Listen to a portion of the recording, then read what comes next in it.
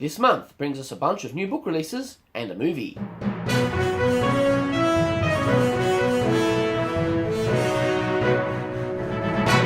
This is the Christian Fantasy and Science Fiction Bulletin for March 2019, bringing you the latest news on works of science fiction and fantasy created by Christians.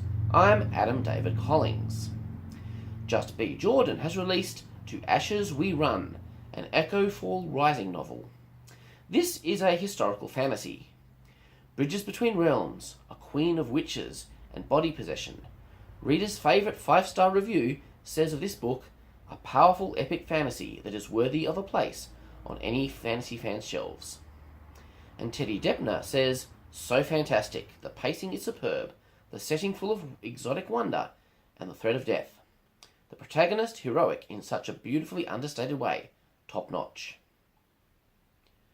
Rebecca P. Minor has released A Greater Strength, the second book in the Windrider saga, which follows on from Book 1, A Divine Summons.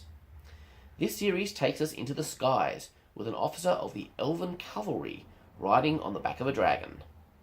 In this book, the hero must work with a prophetess to uncover a mysterious plot which could give the enemy of the elves a hellish weapon of great destructive power. DRC Films have released Heaven's War. This movie is part political thriller, part spiritual warfare fantasy. Trapped between worlds, US Senator Jonah Thompson is forced into an epic battle somewhere between life and death, heaven and hell. While government agents and terrorists fight for his life in one world, angels and demons wage war for his soul in another. Will he learn the truth and find his way home before it's too late? The movie is available from Real Christian and ChristianBook.com. Kendra E. Ardnek has released Honor, a Quest, Book 4 in the Borkamia Quests. This series puts a fairy tale fantasy spin on the legends of Robin Hood and King Arthur. The series begins with So It's a Quest, and is intended for pre-teen girls, or as a read-aloud book for younger children. Finalists have been announced for the Realm Awards. There are 3 finalists in each category. The categories are Debut, Fantasy, Science Fiction, Supernatural Paranormal Horror Other, and Young Adult. You can read the full list of finalists at realmmakers.net. I want to wish my congratulations to all of the authors who have made it this far. Sanctum by Ian Miller, the third book in the Emissary of the Oppressed series, was released on the 25th of March. The previous books in this series are Arboretum and Serpent Bearer. This series follows an atheist professor who is transported to an alien world where he finds a civilization of god worshippers. Bringing an unexpected trouble to the planet, he finds he has a greater destiny. In Book 3, in order to fulfill his destiny, he must cross back from death to life.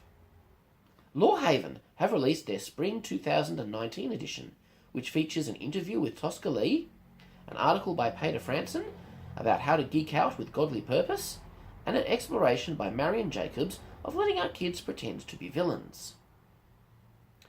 H. Halverstadt Books are offering some great giveaways to subscribers to their blog. Each quarter, they will be giving away to one lucky subscriber. Sometimes it will be a paper book, and sometimes it will be an ebook. The first giveaway will be a 1-month subscription to Phoenix Crate, a service that sends out clean, hopeful, noble, bright fantasy books to your door once a quarter.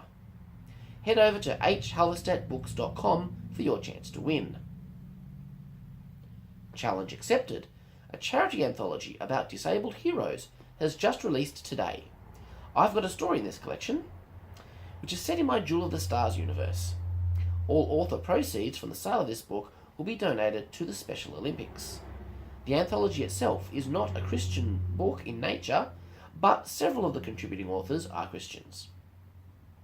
Next month, Candy J. Wyatt is releasing An Unexpected Escape, Book 2 in her children fantasy Myth Coast Adventures.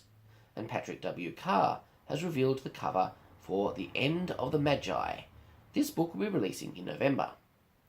And I'll be discussing these books in more detail in future bulletins. Well, that is the news for March. I'll be back in April. Live long and prosper, and God bless.